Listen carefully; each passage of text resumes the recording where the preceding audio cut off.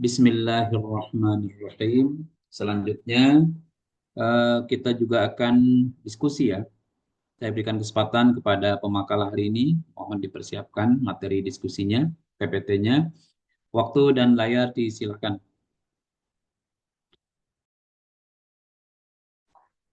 Assalamualaikum warahmatullahi wabarakatuh.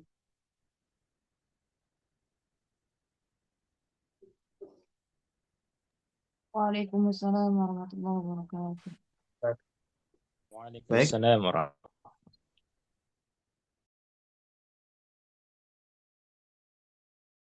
dapat sholat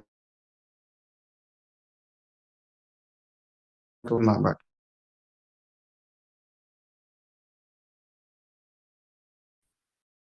Ini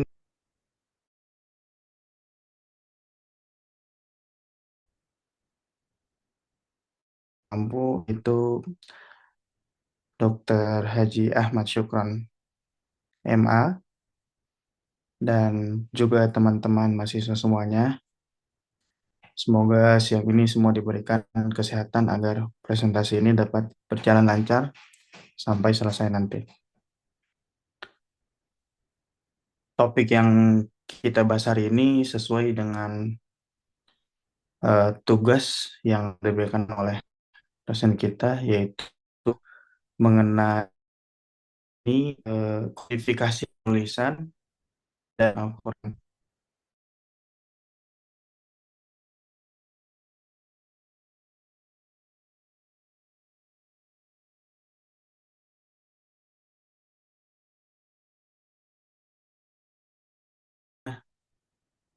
Saya akan membacakan beberapa rangkaian materi. Yang pertama yaitu ada pemeliharaan Al-Quran. Yang kedua yaitu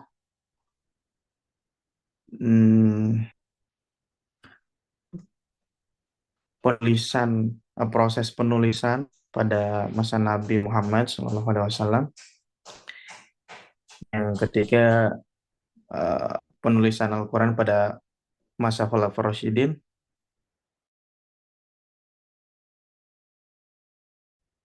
Oleh karena itu, yang pertama saya persilakan kepada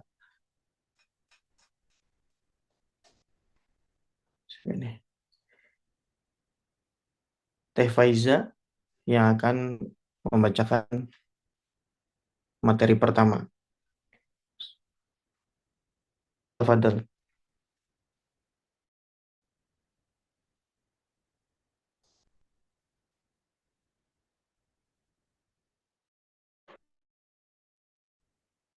Baik, suara saya terdengar ya. Benar.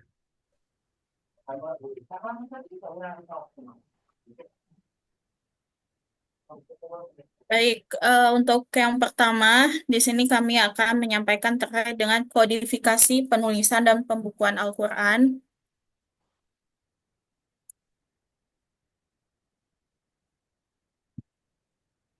Di mana yang pertama ini ada terkait dengan pemeliharaan Al-Quran melalui hafalan. Nah, di sini pemeliharaan Al-Quran pada masa Rasulullah disebut dengan Jam'ul Quran atau dalam arti mengumpulkan Al-Quran. Salah satu di antaranya melalui hafalan Al-Quran. Pemeliharaan Al-Quran melalui hafalan sudah ada sejak masa Rasulullah Shallallahu Alaihi Wasallam dan terus dilakukan oleh generasi-generasi berikutnya, sehingga para penghafal Al-Quran saat ini menjadi bagian dari generasi yang mempertahankan keaslian dan keakuratan Al-Quran. Perkembangan pemeliharaan Al-Quran melalui hafalan dapat dikelompokkan menjadi beberapa fase sebagai berikut. Yang pertama ada di mana Nabi Muhammad SAW menerima wahyu Al-Quran secara lisan dan menghafalkannya. Terus ada para sahabat juga menghafalkan Al-Quran dan saling mengajarkannya. Yang ketiga ada para generasi setelahnya, tabi'in, ulama, atau masyayikh. Nah, di sini ada terkait dengan proses penulisan Al-Quran pada masa Nabi Muhammad SAW, di mana pada penulisan Al-Quran pada masa Nabi Muhammad ini ditempuh dengan dua cara. Yang pertama, al-jam'u fis sudur, yaitu Rasulullah amat menyukai wahyu dan senantiasa menunggu turunnya wahyu dengan rasa rindu, lalu menghafal dan memahaminya. Nabi Muhammad Sallallahu Alaihi Wasallam yaitu seorang hafiz penghafal Al-Quran pertama dan merupakan contoh paling baik bagi para sahabat dalam menghafal. Nah, setiap kali Rasulullah menerima wahyu, para sahabat langsung menghafal di luar kepala. Yang kedua ada al-jam'u fis sutur.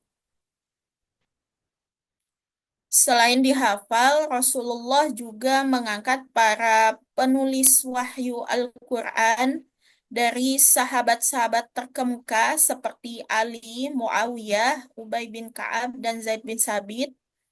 Bila ayat turun, beliau memerintahkan mereka menuliskan dan menunjukkan tempat ayat tersebut dalam surah, sehingga penulisan pada lembaran itu membantu penghafalan di dalam hati. Proses penulisan Al-Quran pada masa Nabi Muhammad SAW sangatlah sederhana. Mereka menggunakan alat tulis sederhana dan berupa lontaran kayu, pelepah kurma, tulang belulang, dan berbagai tempat lainnya. Di sini ada karakteristik penulisan Al-Quran pada masa Nabi, yaitu yang pertama, penulisan Al-Quran tidak dilakukan secara kolektif sehingga Al-Quran tidak terkumpul dalam satu buku.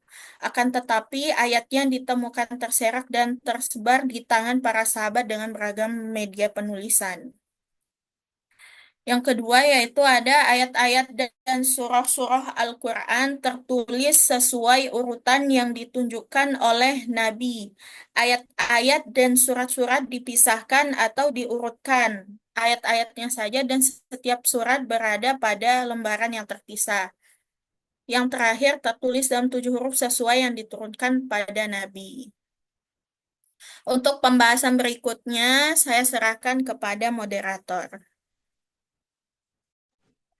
Baik, terima kasih banyak kepada Teh Faiza yang sudah mempresentasikan tentang pemeliharaan Al-Quran dan juga proses penulisan Al-Quran pada masa Nabi. Mudah-mudahan bisa dapat diambil ilmu yang sudah diberikan. Oke, selanjutnya eh, materi yang akan disampaikan oleh Kak Syekhut Darawi. Dipersilakan untuk membahas mengapa Rasulullah melarang penulisan Al-Quran. Baik, Tafadhol. suara saya jelas ya? Iya, jelas. Bismillahirrahmanirrahim. Alhamdulillah, saya akan melanjutkan materi terkait kodifikasi, penulisan, dan pembukuan Al-Quran. Sebagaimana yang barusan telah disampaikan Kak Faiza, bahwa pada intinya tentang kodifikasi, penulisan, dan pembukuan Al-Quran ini bertujuan untuk pemeliharaan Al-Quran. Dan pada masa Rasulullah, pemeliharaan Al-Quran itu yang paling mendominasi melalui hafalan Al-Quran. Karena pada saat itu bangsa Arab daya ingatannya sangat kuat dan sebagian mereka banyak yang belum bisa menulis. Seiring berjalannya masa, pada kedua yaitu melalui sebuah penulisan Al-Quran. Tetapi ketika semasa-masa Rasulullah, beliau melarang para sahabat untuk menulis Al-Quran. Tentu di situ mempunyai beberapa alasan. Di sini saya kutip berdasarkan dalam kitab Mabahis fi Ulumil Quran, karya Imam As-Suyuti, ada beberapa alasan. Nah, adapun menurut yang lain, itu Imam Zarkashi dalam kitabnya Al-Burhan fi Ulumil Quran mengatakan pada masa Rasulullah, Al-Quran itu tidak ditulis dalam satu mushaf untuk mencegah kemungkinan terjadinya perubahan pada suatu waktu. Al-Quran pada saat itu belum disatukan dalam satu mushaf, alasannya karena wahyu itu masih terus turun, sehingga para penghafal Al-Quran dan para penulis saat itu belum diperlukan Al-Quran ditulis dalam satu mushaf. Dan terus Nabi menantikan turunnya wahyu dari waktu ke waktu. Dan kadang ada sebagian di antaranya yang menghapus wahyu yang turun sebelumnya. Penulisan Al-Quran yang cara kedua tadi kan melalui hafalan, kemudian kedua melalui penulisan. Tidak didasarkan pada urutan turunnya ayat-ayat Al-Quran, tapi ayat demi ayat ditulis setelah turun sesuai petunjuk Rasulullah di antara ayat ini dan ayat ini. Kalau kata Nabi itu, do'il hadil ayat kada wa kada. Andaikan Al-Quran secara keseluruhan dikumpulkan di antara dua sampul mushaf, tentu akan menimbulkan perubahan setiap kali ada sebagian dari wahyu turun. Maka Imam Zarkashi dalam kitab Al-Burhan itu, mushaf tidak ditulis pada masa Nabi agar tidak menimbulkan perubahan setiap saat. Karena itulah penulisan Al-Quran baru dilakukan belakangan hingga Al-Quran turun secara keseluruhan seiring wafatnya Rasulullah. Itu menurut Imam Az-Zarkashi. Nah, keterangan ini dijelaskan riwayat dari Zaid bin Thabit bahwa ia berkata, saat Nabi wafat, Al-Quran belum dikumpulkan. Artinya, belum dikumpulkan dalam satu mushaf dengan urutan ayat-ayat dan surah yang tertata rapi. Nah, di sini Al-Khattabi berkata, adanya Nabi tidak mengumpulkan Al-Quran dalam mushaf karena beliau menantikan turunnya ayat-ayat yang menghapus hukum-hukum atau bacaan ayat sebelumnya. Baru setelah itu Al-Quran tidak turun lagi seiring wafatnya Nabi atau menurunkan ilham kepada para khalifah Nabi yang mendapat petunjuk agar mengumpulkan Al-Quran dalam satu mushaf. Sebagaimana pemenuhan janjinya untuk menjaga Al-Quran bagi umat ini. Nah, awal mula pengumpulan Al-Quran dalam mushaf dilakukan oleh Abu Bakar As-Siddiq, sebagaimana yang barusan telah disampaikan, yaitu atas saran Umar bin Khattab. Jadi istilahnya Jam'ul Quran itu, pengumpulan Al-Quran pada masa Nabi ini memiliki dua makna. Pertama, yaitu tadi melalui hafalan. Kedua, melalui penulisan. Nah, mungkin itu beberapa alasan ya terkait kenapa ketika itu Nabi melarang para sahabat menulis Al-Quran dalam satu mushaf. Karena itu tadi, pertama karena wahyu masih terus turun, kemudian penulisan Al-Quran tidak didasarkan urutan turunnya ayat-ayat Al-Quran. Kemudian menghindari dari terjadinya perubahan setiap kali ada sebagian dari wahyu turun, agar tidak menimbulkan perubahan setiap saat. Tetapi di saat yang sama Nabi juga menantikan turunnya ayat-ayat yang menghapus hukum-hukum atau bacaan ayat sebelumnya. Mungkin saya kira itu kenapa alasan Rasulullah melarang penulisan Al-Quran pada masa itu. Sekian, terima kasih. Saya sampaikan ke Kak Moderator. Silakan, Kak. Oke, baik. Terima kasih banyak kepada Kak Syekhut mengenai tentang mengapa Rasulullah SAW melarang untuk penulisan Al-Quran pada masa itu. Lalu kemudian yang terakhir, pemohon materi akan dibacakan oleh saya sendiri mengenai tentang bagaimana penulisan Al-Quran pada masa Khulafaur Rasyidin. Bismillahirrahmanirrahim. Pada masa Khalifah Abu Bakar As-Siddiq, masa pemerintahannya terjadi Jam'ul Quran, yaitu pengumpulan naskah-naskah atau manuskrip Al-Quran yang susunan surah-surahnya menurut riwayat masih berdasarkan pada turunnya wahyu. Usaha pengumpulan tulisan Al-Quran yang dilakukan Abu Bakar terjadi setelah Perang Yamamah pada tahun 12 Hijriah. Peperangan tersebut mengakibatkan 70 orang sahabat yang menghafal Al-Quran syahid. Khawatir akan hilangnya Al-Quran karena para penghafal Al-Quran banyak yang gugur dalam medan perang tersebut. Lalu Umar bin Khattab menemui Khalifah Abu Bakar As-Siddiq untuk mengumpulkan Al-Quran dari berbagai sumber, baik yang tersimpan di dalam hafalan maupun tulisan. Adapun karakteristik penulisan Al-Quran pada masa Abu Bakar adalah yang pertama yaitu seluruh ayat Al-Quran dan ditulis dalam satu mushaf berdasarkan penelitian yang cermat dan sesama. Yang kedua, meniadakan ayat-ayat Al-Quran yang telah mansukh. Ketiga, seluruh ayat yang ada telah diakui kemutawatirannya.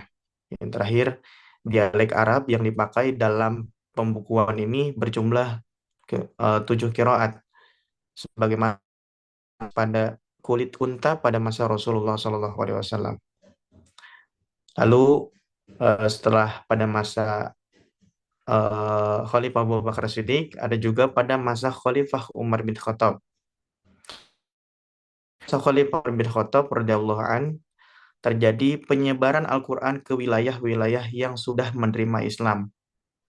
Nah, penyebaran ini bukan sekedar mengirimkan lembaran-lembaran mushaf, tapi disertai pula dengan pengajarannya. Nah, setiap daerah baru, Khalifah Umar mengirimi beberapa sahabat untuk menjadi guru Al-Quran. Karena lembaran Al-Quran belum tersebar, maka proses pengajaran yang menggunakan sistem hafalan di bawah kendali sahabat penghafal Al-Quran. Khalifah Umar menugaskan beberapa sahabat penghafal Al-Quran untuk berangkat ke wilayah-wilayah yang baru ditaklukkan untuk mengajar Al-Quran. Di antaranya mengutus 10 orang sahabat ke Basrah, Ibnu Mas'ud, ke Kufa, 3 utusan ke Palestina, dan ke Damaskus, serta menunjuk 3 orang sahabat lainnya untuk mengajarkan Al-Quran di Madinah. Selama masa pemerintahannya, mushaf yang sudah dibukukan oleh Zaid tersimpan rapih di rumah Umar.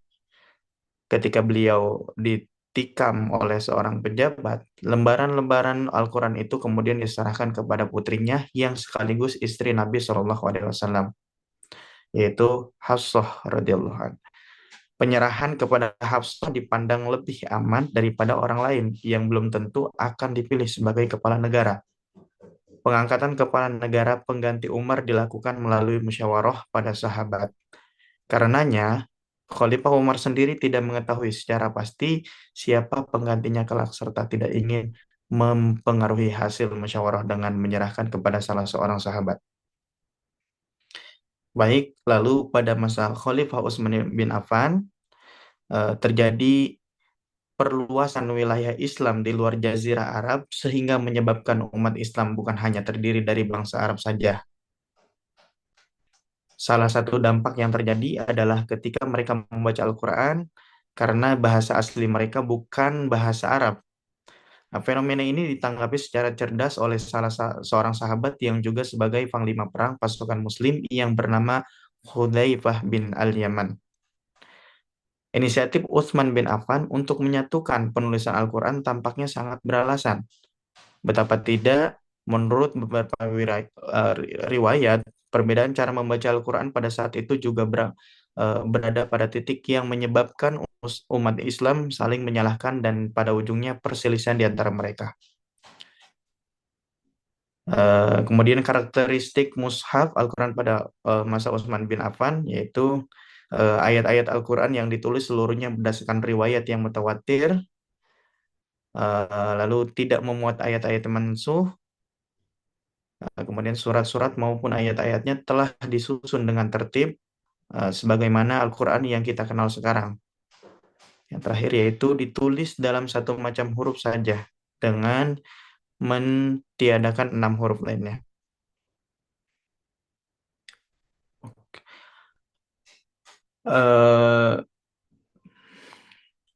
Terakhir yaitu pada masa Khalifah Ali bin Abi Thalib. Muncul inspirasi kepada salah seorang sahabat Ali bin Abi Thalib yang menjadi khalif pada waktu itu yang bernama Abul Aswad Ad-Duwali untuk membuat tanda baca yang berupa tanda titik. Atas persetujuan dari khalifah, akhirnya ia membuat tanda baca tersebut dan membubuhkannya pada mushaf. Adapun yang mendorong Abul Aswad Ad-Duali membuat tanda titik adalah riwayat dari Ali radhiyallahu an bahwa suatu ketika Abul Aswad Ad-Duali menjumpai seorang yang bukan orang Arab dan baru masuk Islam membaca kasrah pada kata warasulihi yang seharusnya dibaca warasuluhu yang terdapat pada surat Al-Quran atau ayat ketiga sehingga bisa merusak makna. Selanjutnya, masa setelah Khulafa Rasyidin. Pada masa ini, Al-Quran mulai dalam tahap penyempurnaan dalam penulisannya. Mushaf yang ditulis pada masa Utsman bin Affan tidak memiliki harokat dan titik sehingga dapat dibaca dengan salah satu qiraat yang 7. Setelah banyak eh, orang non-Arab memeluk Islam, mereka merasa kesulitan membaca mushaf yang tidak berharokat dan bertitik itu. Pada masa Khalifah Abdul Malik, eh, ketidakmemadainya mushaf ini telah dimaklumi para sarjana muslim terkemuka saat itu, dan pada karena itu pula penyempurnaan mulai segera dilakukan. Upaya penyempurnaan itu tidak berlangsung sekaligus, tetapi bertahap dan dilakukan oleh setiap generasi sampai abad keempat Hijriah, akhir abad ke-9 Masehi. Selanjutnya yaitu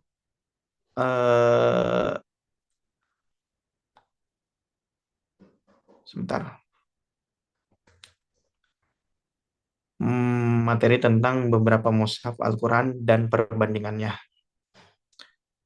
Yang pertama, definisi mushaf Al-Quran. Yang pertama yaitu mushaf Al-Quran, mushaf Utsmani, yang kedua mushaf Warsh, yang ketiga mushaf Hafs, yang keempat mushaf Madaniyah, yang kelima mushaf Syam. Dan adapun perbandingan dalam mushaf Al-Quran, yang pertama sistem penulisan rasam Al-Quran, yang kedua sistem harokat asyakil, yang ketiga sistem tanda baca, yang terakhir yaitu tanda waqaf. Baik, semua pemaparan materi sudah dipresentasikan. Oleh karena itu, silahkan kepada semua audiens, barangkali ada yang ingin ditanyakan perihal mengenai beberapa pemaparan materi sebelumnya. Kita buka 3 orang penanya. Persilakan teman-teman.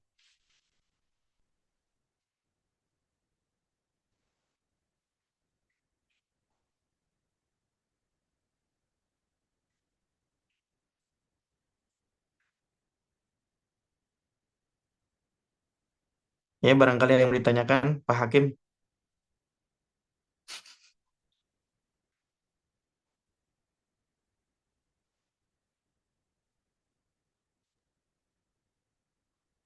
Nunggu yang lain dulu.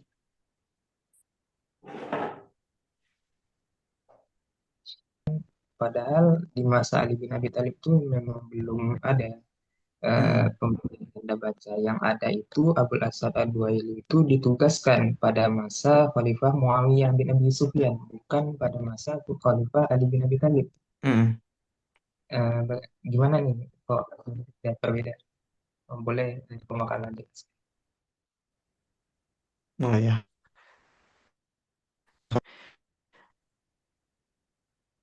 Barangkali ada yang lain. Pemakala izin bertanya. Ya, silakan. Baik, saya Andi Fadilatul Aulia ingin bertanya mengenai proses penulisan Al-Quran tadi, yang 2 cara tadi itu.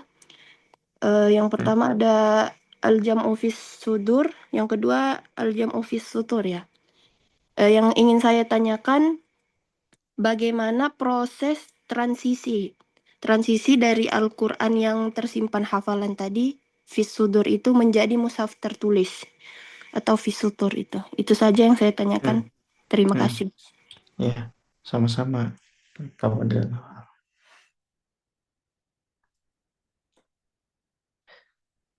silakan ada lagi ada untuk hakim.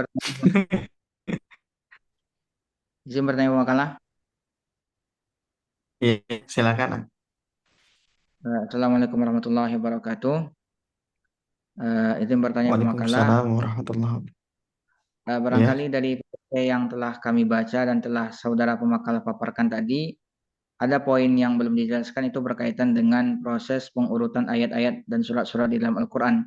Karena barangkali ini cukup perlu dijelaskan, apakah itu berasal daripada Rasulullah SAW saja atau berdasarkan ijtihad para sahabat gitu loh. Barangkali itu saja pemakalah. Terima kasih. Assalamualaikum warahmatullahi wabarakatuh. Waalaikumsalam warahmatullahi wabarakatuh.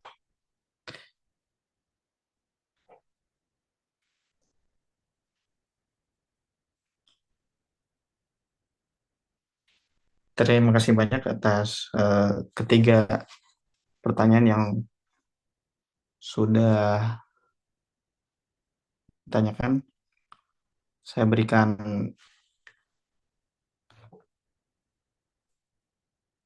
jawabannya terkait pertanyaan tersebut kepada pemakalah. Barang dari pemakalah sendiri, jawabannya ingin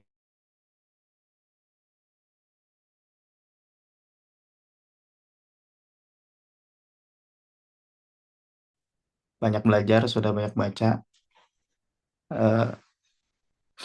Kami persilahkan.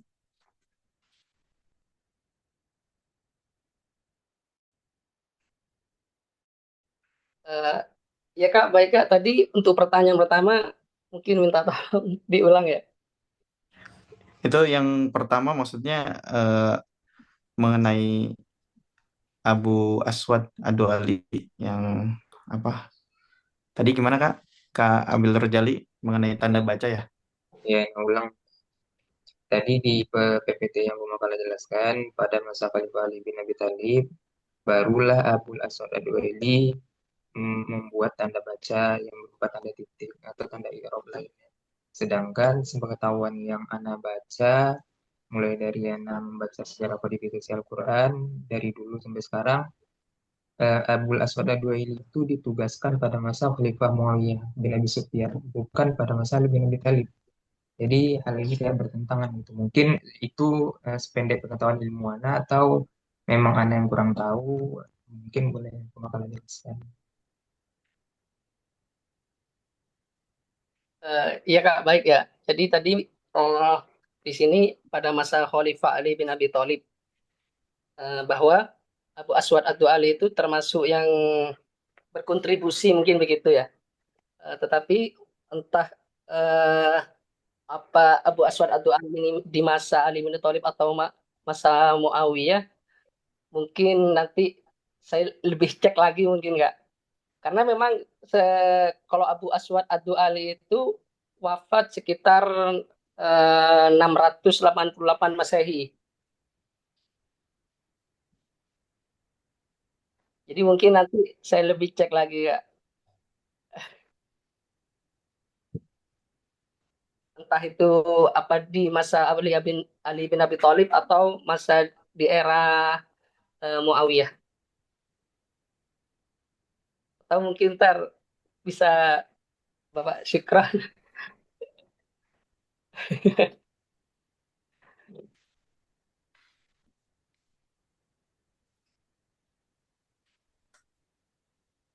Mungkin itu dulu Kak ya, kami tampung dulu untuk pertanyaannya. Iya.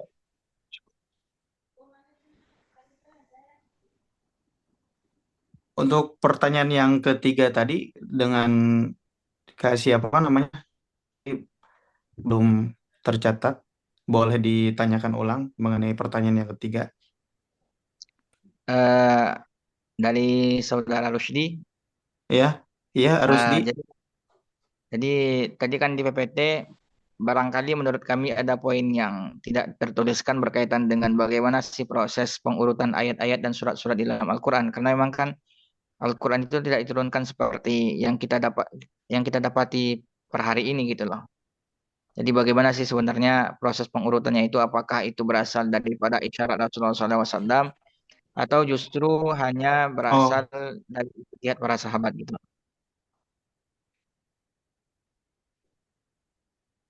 oke, oke.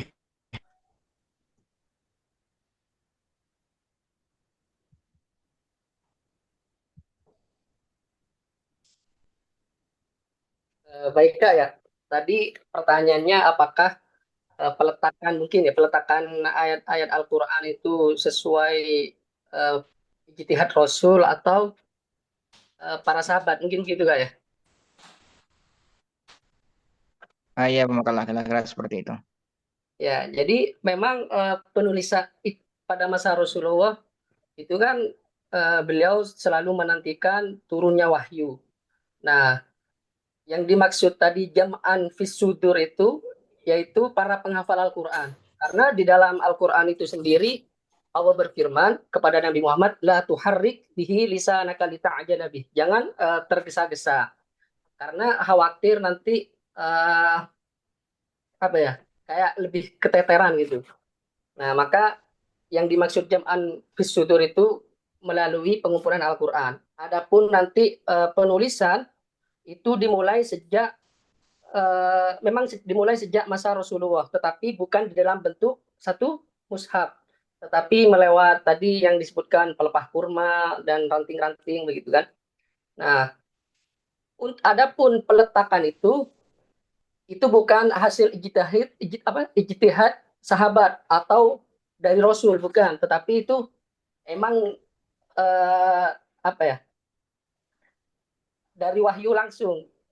Jadi semua sahabat penulis pada masa ketika itu tetap mengikuti perintah Nabi, tidak asal naruh. Lalu ketika masa Utsman bin Affan dikumpulkan dalam satu mushaf. Mungkin itu ya. Jadi tetap berdasarkan wahyu turun. Jadi bukan ijtihad para sahabat karena ada dalam hadis tuh cuma saya lupa hadis lengkapnya. Jadi Nabi itu memerintahkan para sahabat doihadil ayat kada wahakada. Jadi tetap itu atas dasar perintah Nabi, bukan berarti dari ijtihad Nabi bukan, tetapi tetap melalui turunnya wahyu. Mungkin itu udah perintah dari Allah Subhanahu wa taala. Mungkin itu enggak? Oke, terima kasih pemakalah. Ya sama-sama Ya. Kak. Mohon dikoreksi.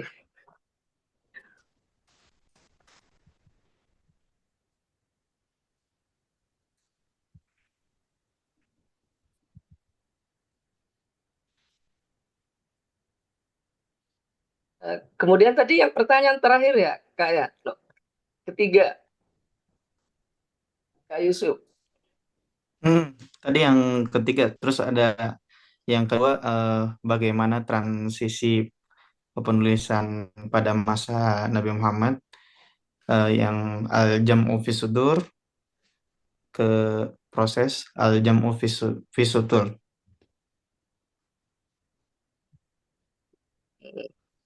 proses Baik, Kak. transisinya.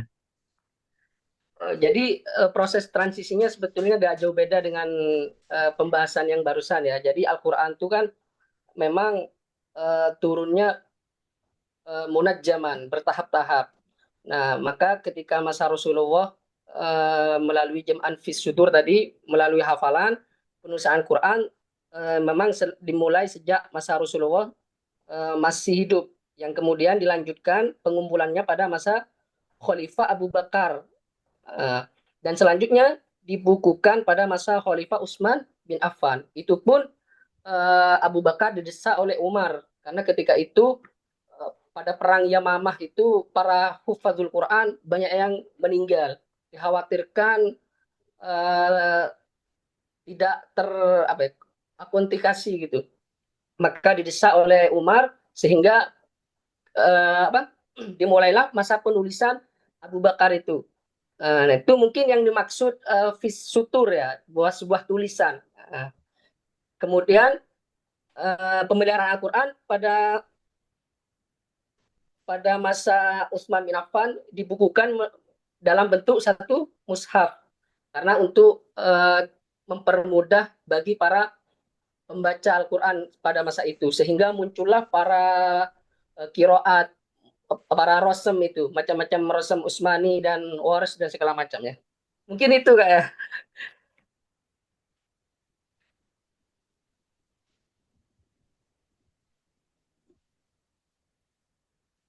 Iya, gimana kan? Puas dengan jawaban yang sudah tadi Kak Syaihut. Baik Kak, terima kasih jawabannya.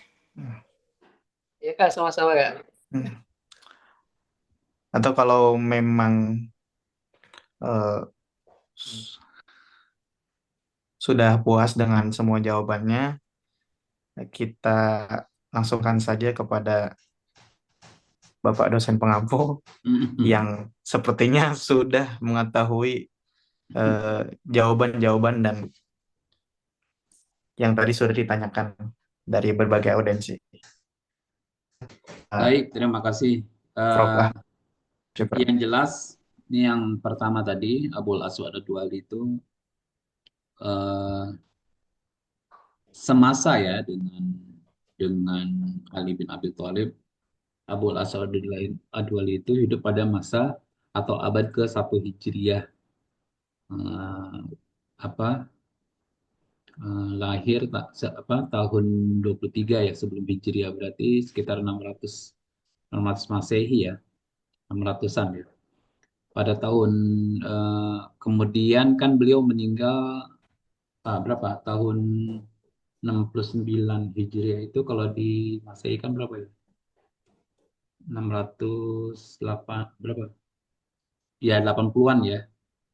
Nah, kemudian beliau tuh hidup pada masa Khalifah Ali bin Abu Thalib dan di awal masa pemerintahan Muawiyah atau Bani Umayyah. Jadi memang beliau itu hidup di dua masa kepemimpinan ya. Jadi masa Ali dan masa itu.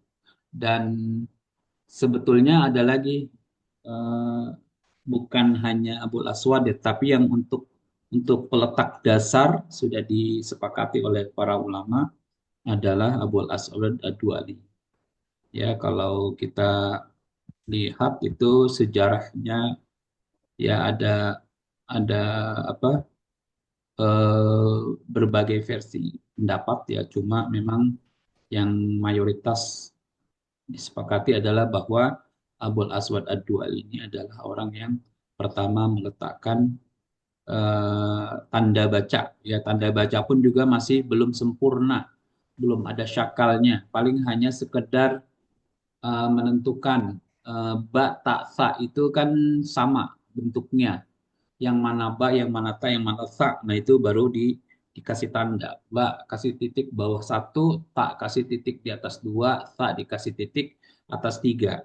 Nah, setelah itu melalui proses panjang juga ya. Di sana ada peletak dasar berikutnya itu termasuk nanti kaidah-kaidah ilmu nahu ya, pencetusnya itu adalah Imam Khalil ya Al-Farahidi.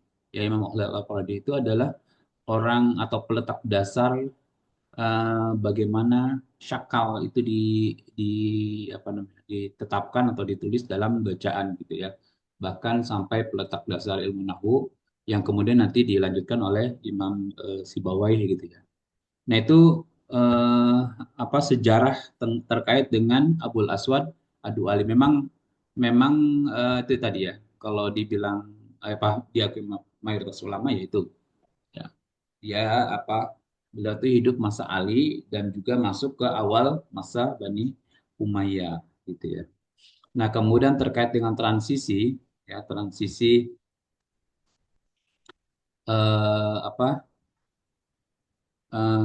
bagaimana proses ya jam'ul Quran. Yang pertama fisudur yaitu dengan cara hafalan ya. Jadi pada saat wahyu turun Rasulullah itu menyampaikan kembali kepada para sahabat dengan cara menghafalnya atau memerintahkan untuk menghafalnya gitu ya. Nah, proses itu tentu dilakukan secara bersamaan, berbarengan ya dengan beberapa sahabat, bukan hanya satu sahabat gitu ya. Namun demikian tadi sudah dibahas di awal bahwa dilarang untuk menulis Al-Quran, ya intinya sebetulnya untuk menjaga dan melindungi Al-Quran. Nah, oleh karena itu bagaimana proses atau upaya untuk memelihara Al-Quran, ya keaslian, kemurnian gitu ya, maka malaikat Jibril itu mengulang kembali atau memeriksa kembali bacaan Rasulullah. Ya, nah itu salah satu hikmah. Lalu proses proses bagaimana dari eh, jam'an fis sudur dengan jam'an fis sutur itu tentu para sahabat ya meskipun meskipun mereka juga menghafal Al-Quran, tapi mulai mereka tuh ya menulis di pelepah-pelepah kurma gitu ya, di batu-batu yang pipih atau di kain-kain gitu ya. Nah, itu adalah proses awal ya, proses awal bagaimana Al-Qur'an itu ditulis. Namun demikian belum ada proses dan upaya untuk mengkodifikasi ya atau mentadwinnya belum ada gitu ya.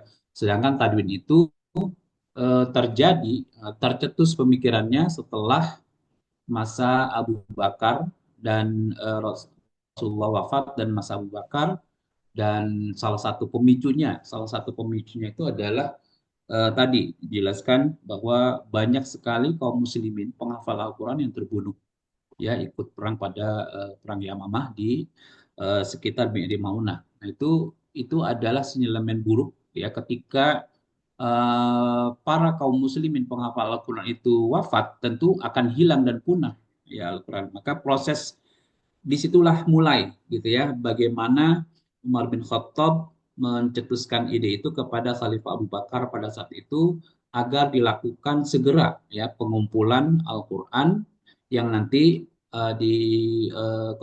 kodifikasi kemudian ditulis kembali ya ditata disusun ya agar menjadi sebuah mushaf yang menjadi standar gitu ya. Tapi kan proses itu tentu panjang.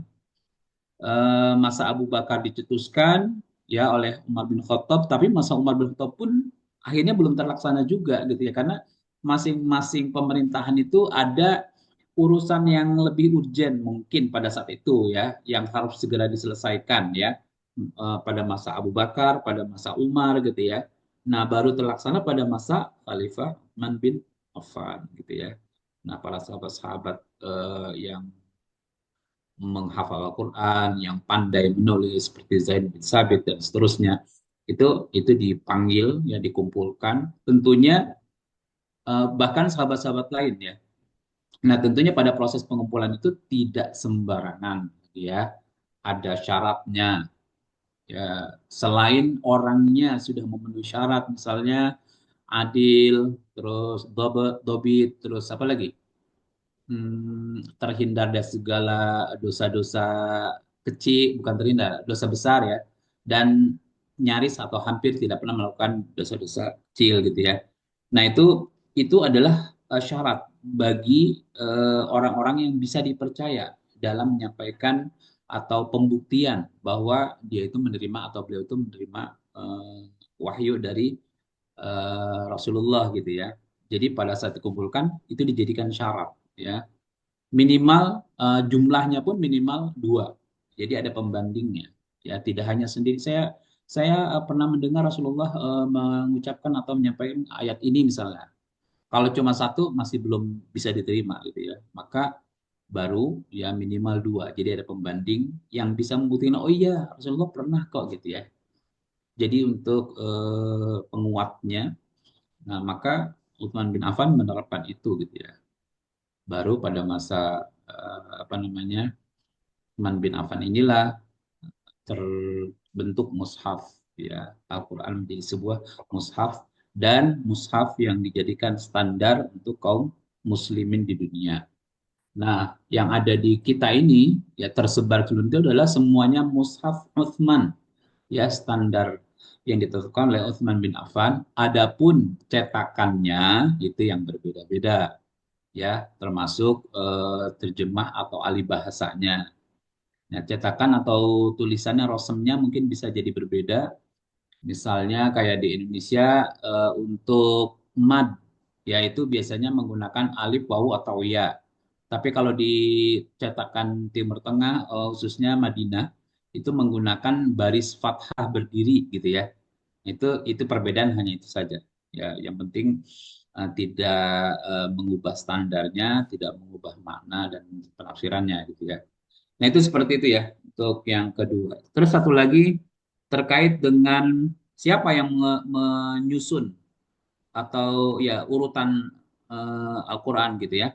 Nah, kalau di dalam kitab itu termasuk Manahilul Irfan dan yang lainnya itu dijelaskan bahwa mayoritas ulama atau mayoritas para ahli Quran itu sepakat bahwa kodifikasi penyusunan surah dalam Al-Quran itu adalah bersifat tauqifi yang artinya itu merupakan bimbingan dan tuntunan Rasul. Tadi sudah dijelaskan ya contoh hadisnya bahwa Rasulullah pada saat sahabat mau menuliskan ini urutannya ini setelah ini gitu ya. Itu adalah salah satu bukti bahwa Rasulullah itu membimbing ya sahabat bagaimana urutan Al-Quran atau ayat Al-Quran atau surah bukan ayat surah Al-Quran gitu ya. Nah, jadi jelas buat kita ya eh, Al-Quran itu susunannya atau berdasarkan urutannya, urutan apa bahasanya, tartib mushafi ya. Tartib mushafinya itu didasarkan pada bimbingan Rasulullah yang bisa kita temukan dari berbagai hadis. Namun demikian ada juga ya para ulama yang berpendapat bahwa itu ada kok ijtihad para sahabat gitu ya. Ada ya ijtihad para sahabat. Nah, itu itu yang ibaratnya pendapat yang minoritas ya. Maka kita tentu bisa menggunakan pendapat yang mayoritas. Artinya tidak menutup kemungkinan ya, tidak menutup kemungkinan ya bahwa ada unsur ya pendapat dari para sahabat yang dengan kata lain susunan itu disebut dengan atau bersumber pada ijtihad ya para sahabat. Tapi lagi-lagi yang perlu digarisbawahi, kita sepakat dan para ulama sepakat ya bahwa susunan surah dalam Al-Quran itu adalah tauqifi yang merupakan bimbingan dari Nabi Muhammad atau Rasulullah SAW. Saya kira itu ya. Silakan dilanjutkan. Ya, terima kasih kepada Prof. Ahmad Syukron yang sudah menambahkan beberapa materi dari berbagai pertanyaan yang tadi sudah dijawab oleh beberapa pemakalah. Barangkali dari audiensi masih ada yang perlu ditanyakan terkait materi yang tadi, atau masih ada yang bingung mengenai apa yang sudah dipaparkan oleh Prof. Ahmad. Silahkan kepada audiens.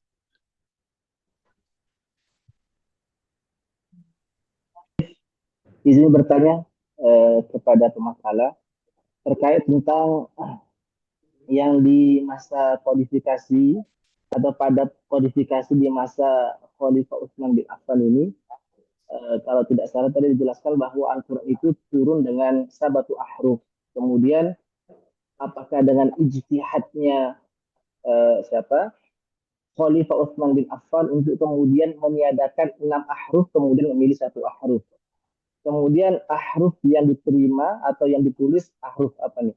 Apakah dengan bahasa yang eh, orang Arab pada saat itu atau bagaimana? Dan apa namanya? Ini merupakan ijtihadnya Utsman atau memang ada pesan wasiat dari sebelumnya, khalifah sebelumnya Umar atau Abu Bakar, atau mungkin memang pesan yang sudah dipesankan oleh Rasulullah agar kemudian mungkin nanti agar kaum muslimin bersatu tidak terpecah, maka ditulis dengan 1 huruf saja. Mungkin butuh penjelasan dari pemakaian. Terima kasih. Assalamualaikum. Waalaikumsalam.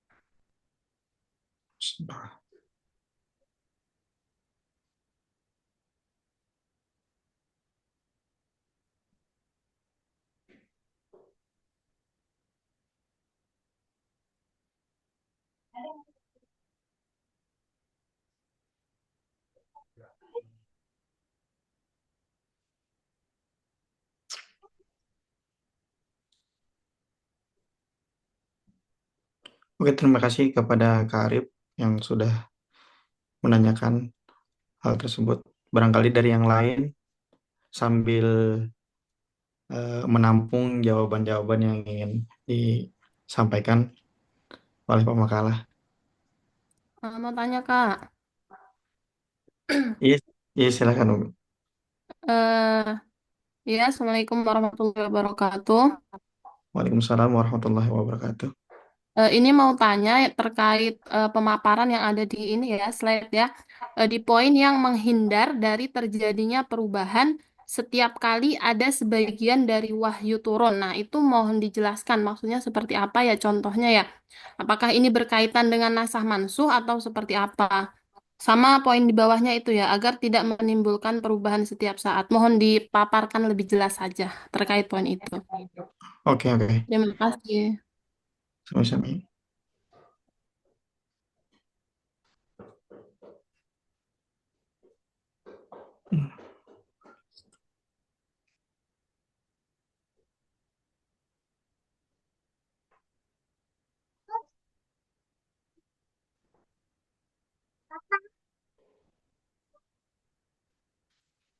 Menghindari dari terjadinya perubahan.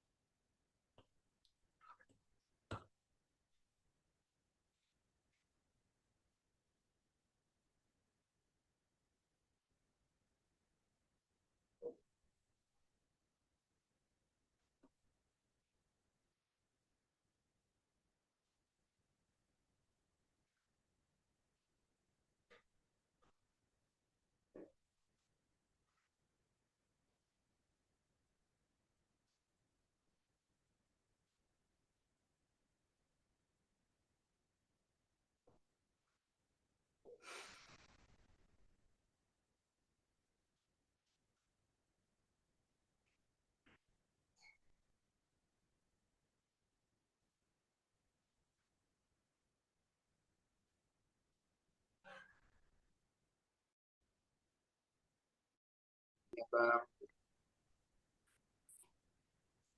Yang pertama tadi siapa namanya? Ada orang kenal. Kak Arif tadi, Arif, Arif. iya Kak Arif tadi. Ya, izin Bang untuk menjawab yang dari Bang tadi tentang Utsman bin Affan membuat satu daripada bahasa di dalam kodifikasi Al-Quran, ini bahasa Quraisy. Nah, saya pernah mengkaji itu, sebenarnya itu lebih dulu ditujukan daripada kaum orientalis, menuduh daripada kodifikasi Utsman bin Affan bersikap realisasi, bersikap kepaksaan daripada Utsman bin Affan. Tuduhan ini pernah disampaikan sama Regis Blacker dalam bukunya Nuzulul Ta'wimu Tarjamatul Mu'tad. Nah, beliau menerangkan bahwasannya di dalam kodifikasi ini bahasa Quraisy itu semata-mata dibuat semena-mena dengan sewenang-wenang Utsman bin Affan. Sedangkan kalau kita cermati Utsman bin Affan dalam memutuskan kebijakan itu mengadakan sosialisasi sidang dan melakukan musyawarah bersama pembesar para sahabat. Setidaknya dari hasil sidang itu Bang, ada tiga poin rekomendasi catatan. Nah, yang pertama, para anggota sidang terdiri dari pembesar sahabat, baik kalangan muhajirin ataupun ansor, mendukung gagasan Utsman untuk menjadikan satu mushaf sebagai landasan atau penulisan mushaf di seluruh negeri. Kedua, poinnya, para anggota sidang juga secara sukarela dan legowo untuk membakar mushaf yang dimiliki secara pribadi. Dan ketiga, para anggota sidang bersepakat untuk mendukung bentuk penulisan mushaf merujuk pada bentuk penulisan yang disandarkan pada bahasa Quraisy. Nah, dari hasil sidang itu Bang, diputuskan bahwasannya bukan semata-mata karena keinginan Utsman bin Affan aja membakar seluruh bahasa selain daripada bahasa Quraisy, tetapi itu hasil daripada sosialisasi ataupun musyawarah sidang yang dilakukan Utsman bin Affan. Sampai-sampai Ali bin Abi Thalib mengatakan, apa yang disampaikan oleh Utsman bin Affan adalah sebuah kebaikan daripada hasil sidang tersebut. Oleh karena itulah dibakar seperti itu. Nah, itu kurang lebih wallahu a'lam. Jazakallah khair, jazakallah khair, Mas Abel atas penjelasannya. Baik.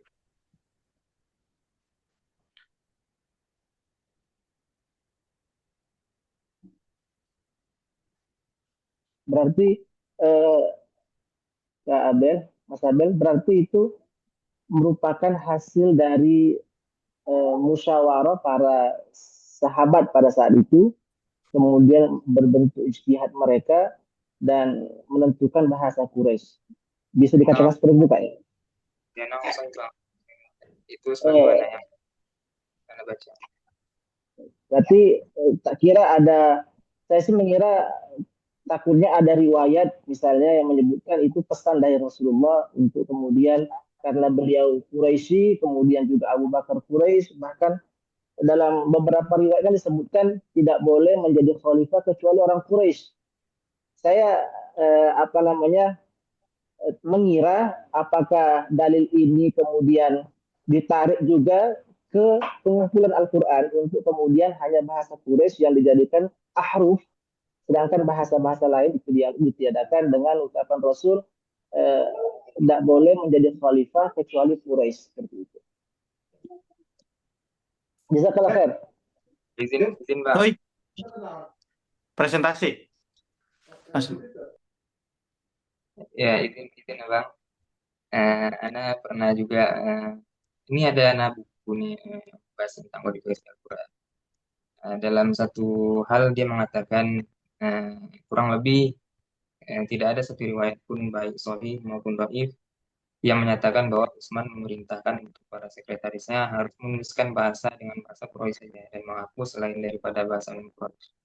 Dan adapun yang riwayat yang Abang sampaikan tadi bahwasannya tidak boleh orang yang memimpin daripada kodifikasi kecuali orang yang kaum Quraisy.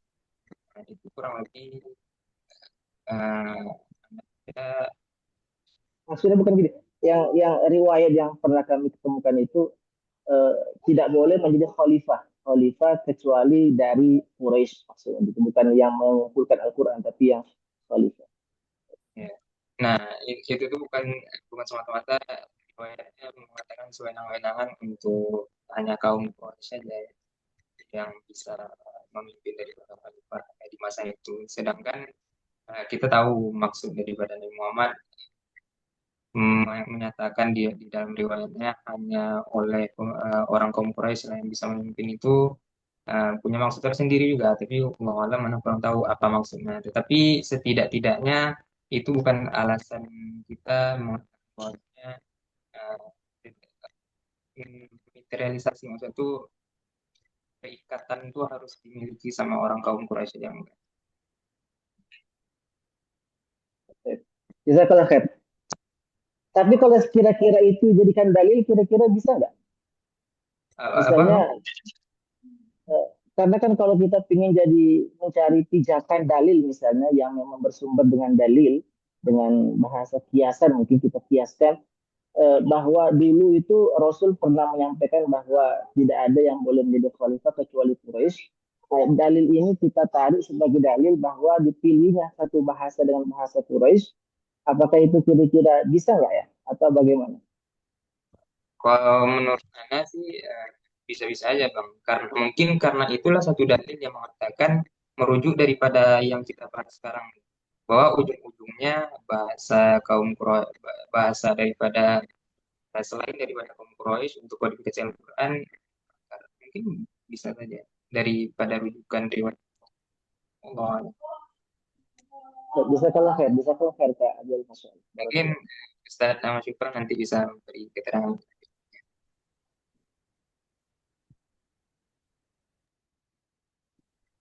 Baik, saya coba untuk bantu menambah informasi saja ya. Itu sebetulnya kalau di ujung hadis tersebut itu bukan apa ya?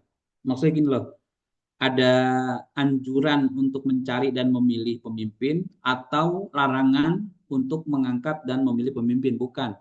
Itu hanya informasi saja. Mungkin kalau menurut saya lebih banyak ke informasi atau berita gitu ya. Misalnya pemimpin itu ya dari Quraisy gitu. Pemimpin itu ya dari Quraisy gitu. Itu kenapa? eh, jadi kalau dilihat dari segi mana, menurut saya lebih mengarah kepada informasi bukan kriteria gitu. Adapun dijadikan kriteria itu bisa bisa saja atau itu apa ya memungkinkan gitu ya. Kenapa? Karena kita tahu Nabi Muhammad sendiri juga dari Quraisy dan itu tentu secara tidak langsung menjadi konsensus dan menjadi standar gitu ya. Kalau mau pemimpin ya coba kita ambil dari Quraisy gitu ya. Nah, namun demikian kalau kita lihat dari kondisi psikologis, sosiologis bahkan sampai kepada kondisi ekonomi gitu ya. Dilihat dari keistimewaannya Quraisy itu memang bangsa yang paling tinggi gitu ya dari segi bahasa oke. Ya, kemudian dari sisi ekonomi mereka adalah bangsawan-bangsawan kaya. Ya, kemudian dari sisi sosial ya mereka punya kepangkatan kedudukan level yang lebih tinggi dibanding suku-suku lainnya gitu kan. Maka kalau itu kita coba sandingkan dengan kriteria seorang pemimpin, tentu yang lebih banyak memiliki kriteria itu adalah kaum Quraisy gitu ya. Maka pemahamannya ya kalau menurut saya sih seperti itu gitu ya. Bukan berarti menutup bangsa lain nggak boleh, bukan. Tetapi lebih mengarah ke situ. Misalnya seorang yang bisa menjadi pemimpin, satu misalnya dari segi kemampuan dia sudah punya potensi. Kemudian dari sisi level atau dari sisi apa ya kredibilitas dan seterusnya gitu ya, karakter dan seterusnya itu sudah memenuhi misalnya. Nah, itu semua ada di bangsa Quraisy gitu ya. Maka wajar kalau Nabi mengatakan seperti itu. Tapi lagi-lagi Nabi tidak melarang untuk misalnya mencari pemimpin yang lain gitu. Ya, itu terkait dengan kekhalifahan ya. Kemudian terkait dengan apa tadi kodifikasi Al-Qur'an bukan hanya dari bangsa Quraisy saja atau dari kalangan Mekah saja. Banyak ya, bahkan ada penulis atau salah satu penulis Al-Qur'an atau apa bahasanya? Sekretaris gitu ya. Nah, itu kan siapa? Zaid bin Sabit itu dari mana? Kemudian apakah Ansor atau eh, Muhajirin gitu ya. Nah, itu banyak sekali. Jadi gabungan, bukan hanya dari kaum Muhajirin saja yang notabene adalah Mekah atau bangsa Quraisy, tetapi dari kaum Ansor ya yang juga memiliki hafalan, bisa menulis dan seterusnya, maka oleh Khalifah Utsman bin Affan direkrut gitu ya. Jadi hadis ini memiliki apa ya wawasan yang luas sebetulnya, wawasan dan pemikiran yang luas.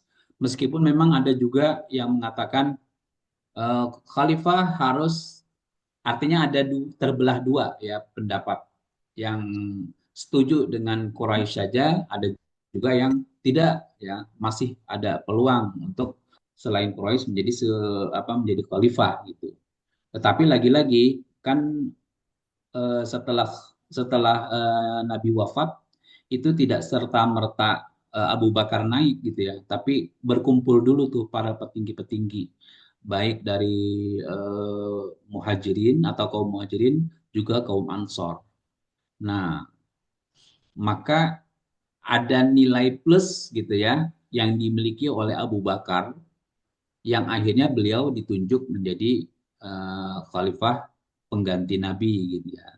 Tetapi itu pun disepakati kekhalifahan atau apa namanya Abu Bakar As-Siddiq itu hanya sebagai wali dalam pemerintahan, bukan sebagai pengganti Nabi menjadi seorang atau Rasulullah atau penyampai wahyu, bukan.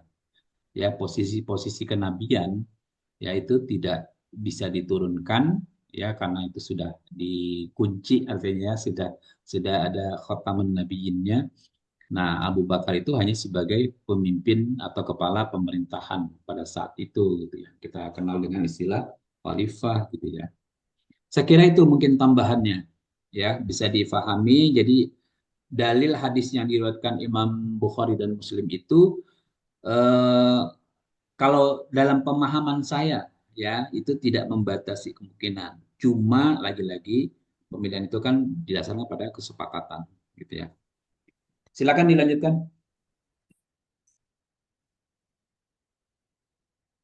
Contohnya atau penjelasan detailnya, mohon dipaparkan itu aja. Ya Kak, izin menjawab ya. Jadi memang Al-Quran tuh turun dalam rentang waktu selama 20 sekian tahun kurang lebih. Maka Nabi itu tidak memerintahkan pada ketika itu mengumpulkan dalam satu mushaf, yang artinya tentu memiliki alasan. Pertama tadi tidak terjadi perubahan, kemudian tidak tercampur dengan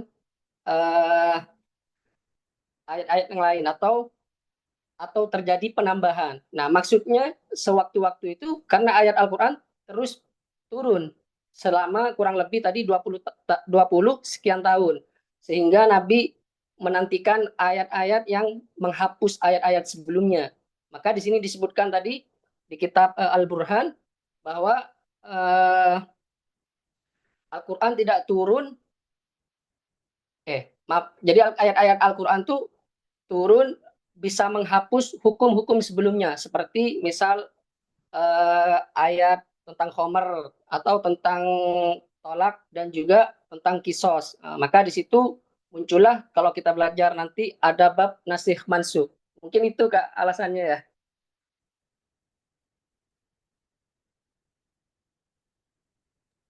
Oh ya Kak, terima kasih penjelasannya. Berarti tadi terkait perubahan hukumnya ya Kak ya? Iya, jadi Nabi itu juga selalu menantikan ayat-ayat khawatir terjadinya penghapusan terhadap ayat-ayat sebelumnya. Mungkin itu Kak alasannya Kak. Terima kasih jawabannya. Ya Kak, sama-sama.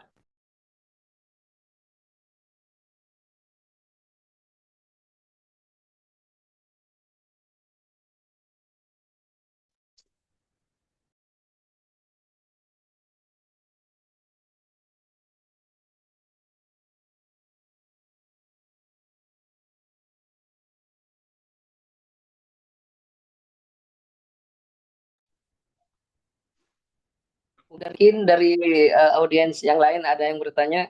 Ini mungkin Kak moderator lagi sinyal kurang baik, jadi mohon maaf ya. Bismillah. Ya baik Kak Samsul.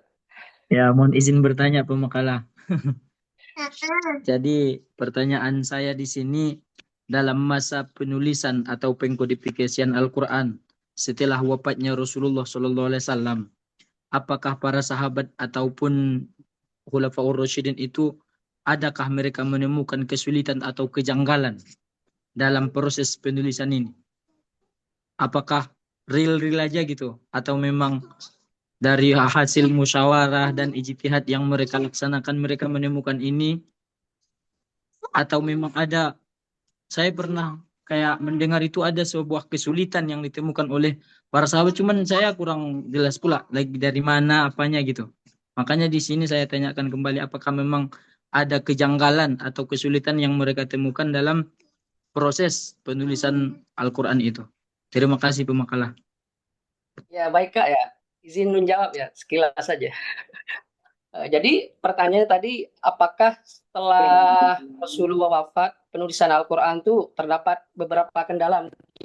Jadi memang setelah Rasulullah wafat, itu terjadi sebuah mungkin dramatis. Pernah kita belajar kemarin sama Pak Yai Fatoni ya, bahwa sahabat Abu Bakar itu didesak oleh Umar bin Khattab, karena pada masa itu setelah pasca perang Yamamah, para hufadzul Quran banyak yang meninggal.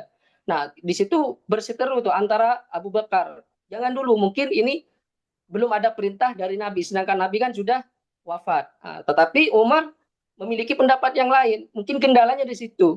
Nah, ada sebagian yang berpendapat, ini ada di kitab nanti Al-Burhan ya, Al-Khattabi berkata, setelah Al-Quran tidak turun lagi seiring wafatnya Nabi, Allah menurunkan ilham kepada para khalifah. Jadi artinya para sahabat itu mungkin disebut ilham. Ketika dia katakan tadi Umar menyuruh untuk penulisan Al-Quran, akhirnya sepakat gitu. Jadi tetap melalui dramatis gitu Kak, mungkin itu kendalanya sih. Tapi tetap insya Allah itu merupakan ilham dari Allah. Kalau wahyu kan itu turun kepada Nabi. Itu yang dikatakan Syekh nih Al-Khattabi dalam kitab Al-Burhan. Mungkin itu Kak ya.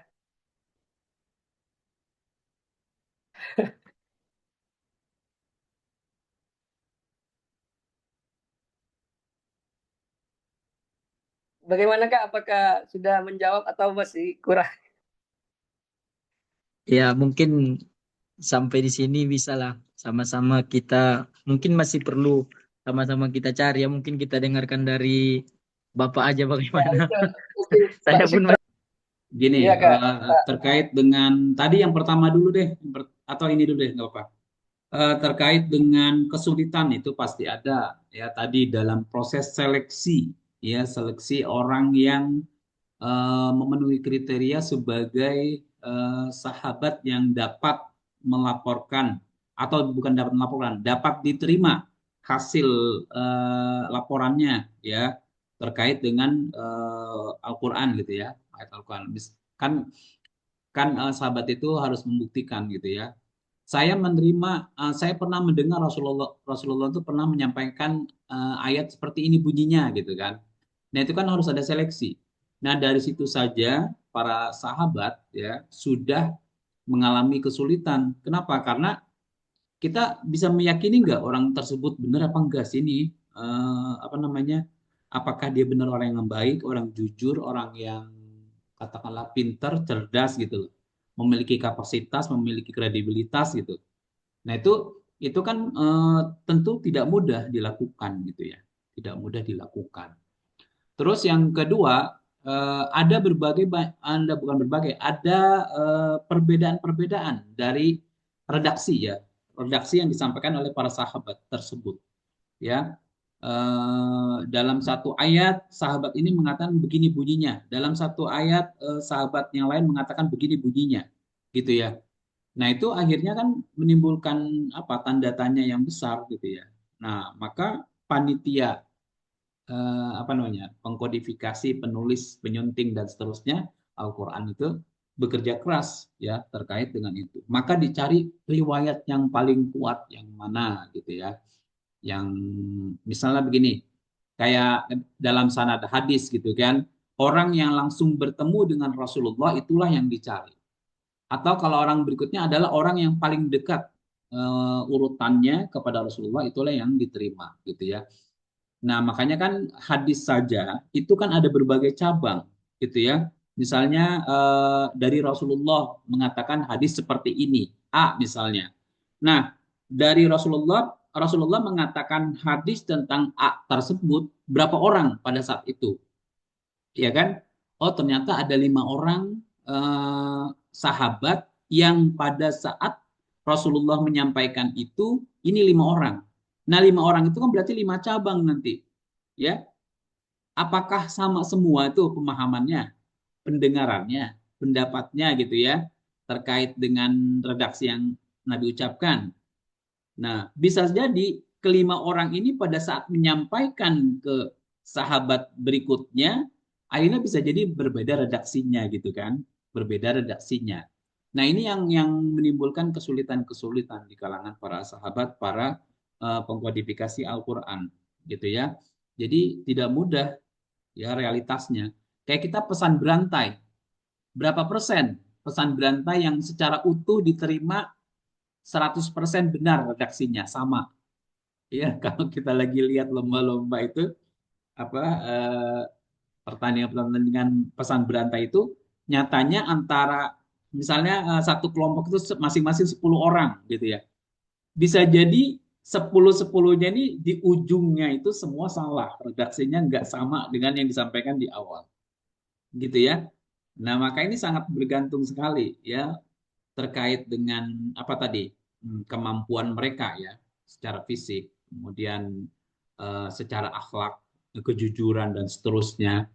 Nah, itu kan penting juga. Terus kemampuan daya tangkapnya, daya hafalnya, kemampuan kecerdasannya itu sangat dinilai gitu ya dalam upaya untuk apa namanya mengumpulkan Al-Qur'an.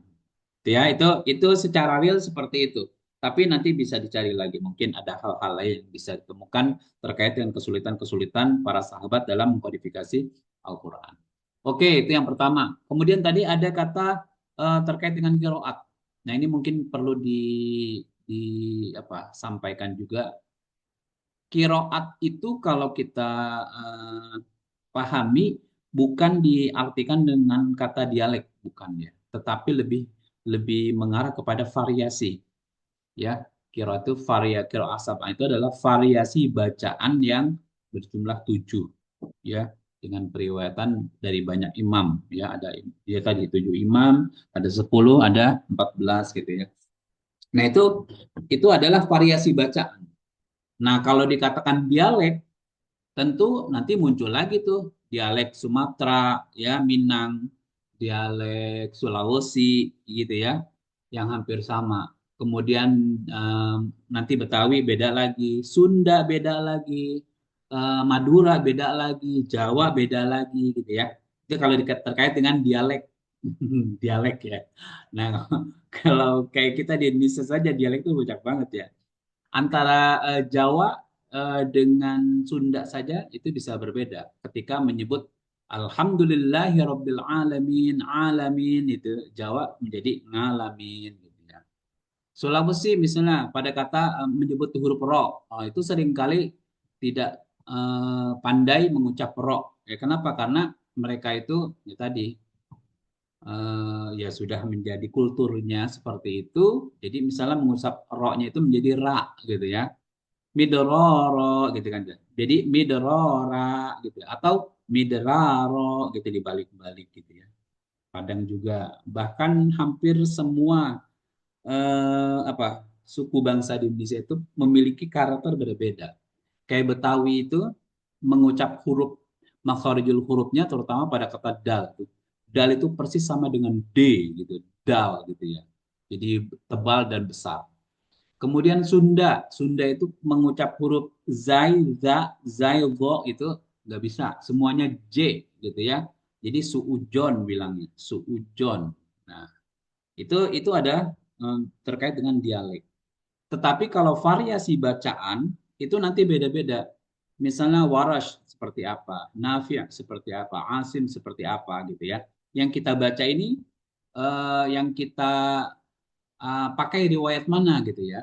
Oh, kita riwayat Hafiz. Dari mana? Dari Asim gitu ya. Dari Nafi dan seterusnya. Nah, apa contoh perbedaannya? Misalnya pada saat membaca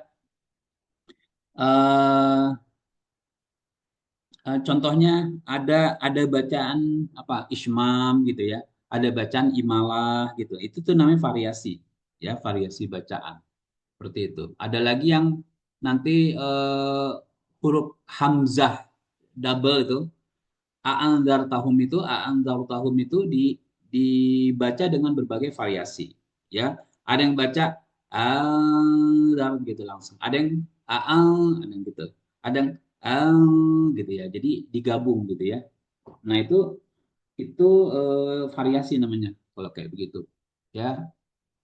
Nah, itu penjelasan tentang variasi atau kiroah ya. Jadi kiroah itu lebih mengarah kepada variasi bacaan, bukannya ke dialek ya. Karena kalau dialek tentu pasti beda-beda gitu ya. Nanti kita punya dialek lagi sendiri. Gitu ya. Terus apalagi terakhir tadi eh itu pernyataan tentang tadi yang proses kodifikasi ya, yang wahyu itu turun berangsur-angsur gitu ya. Kenapa berangsur-angsur? Itu tentu ada hikmahnya yang bisa kita rasakan. Di mana salah satunya adalah bahwa ayat Al-Quran itu turun berdasarkan peristiwa. Seringkali berdasarkan peristiwa yang terjadi dan itu merupakan jawaban dari permasalahan-permasalahan yang terjadi di masyarakat, gitu ya. Maka dilarang untuk ya tidak ada perintah untuk jangan menulis dulu gitu ya. Karena bisa jadi ayat ini yang sekarang turun nanti ada muncul baru yang berubah gitu ya, yang berubah yang oleh para ulama disebut dengan contoh dengan masih mansuh misalnya gitu ya. Nah, redaksi yang berbeda dengan substansi yang sama itu tentu atau substansi berbeda, redaksi sama, itu tentu terjadi karena bisa jadi ayat itu tidak hanya satu kali turun, tetapi bisa jadi dikenakan pada pada saat lain gitu ya pada saat lain. Misalnya ada yang di Mekah, kemudian ada juga yang turun di Madinah. Nah, konteksnya kan kita bisa lihat ketika turun di Mekah, ya bangsa Arab dengan ayat ini turun, ini apa penekanannya? Substansinya apa? Nah, ketika ayat ini turun lagi di Madinah, konteksnya apakah sama dengan yang di Mekah? Bisa jadi berbeda, gitu ya. Nah, itu mengapa dan bagaimana dan mengapa proses turunnya Al-Quran itu mengalami apa ya? Sangat kalau saya bilang itu penuh warna gitu ya. Artinya ada dinamika di sana, ada variasi, ada apa gitu ya yang yang apa apa apa sih bahasanya melambangkan ya bahwa Al-Qur'an itu sangat apa fleksibel, universal gitu ya, bisa sesuai dengan segala zaman, dengan segala tempat gitu ya.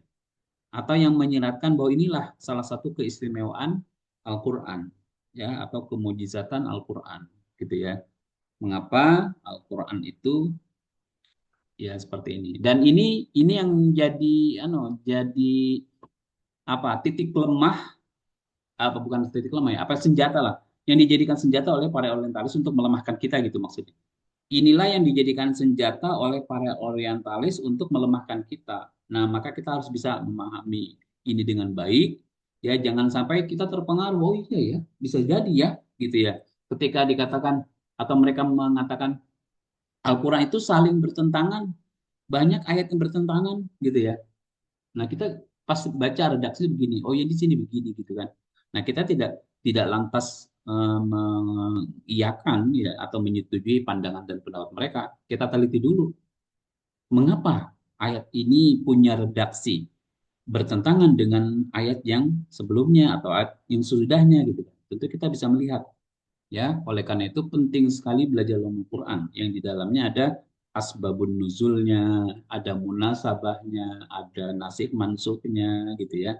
Sehingga kita bisa tahu ya bagaimana latar belakang dan kondisi Al-Quran itu ya terjadi perbedaan redaksi misalnya ya.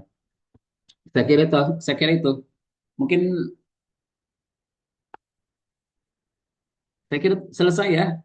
Sudah 11.29. Silakan ditutup diskusinya. Baik, terima kasih banyak kepada pemakalah yang telah menyajikan presentasi yang sangat bermanfaat hari ini dan juga masukan pendapat dari Prof. Ahmad, juga beberapa teman yang lain. Kita semua telah mendapatkan banyak sekali wawasan yang baru yang tentunya akan memberikan kontribusi yang positif dalam hal ini. Saya juga ingin mengucapkan terima kasih banyak kepada para hadirin yang telah berpartisipasi dalam acara ini. Semoga presentasi hari ini dapat memberikan inspirasi dan motivasi bagi kita semua. Terima kasih banyak. Wassalamualaikum warahmatullahi wabarakatuh. Waalaikumsalam. Waalaikumsalam warahmatullahi wabarakatuh. Waalaikumsalam.